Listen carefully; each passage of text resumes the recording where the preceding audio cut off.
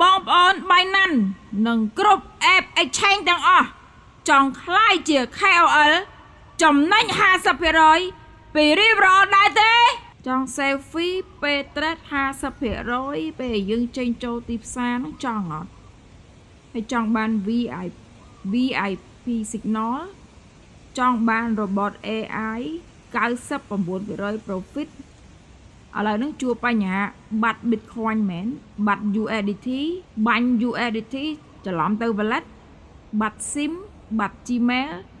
បាត់ Authenticator បាត់ Passkey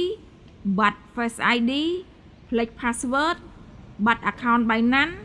បាត់ app អត់ទុនរលុយតាម airdrop free ហើយការ mining coin free mining Bitcoin យើងទទួល free gas fee បាត់ password បាត់ fan password withdrawal ចង់ខ្លាយជា KOL Binance ចង់បានប្រាក់ខែអត់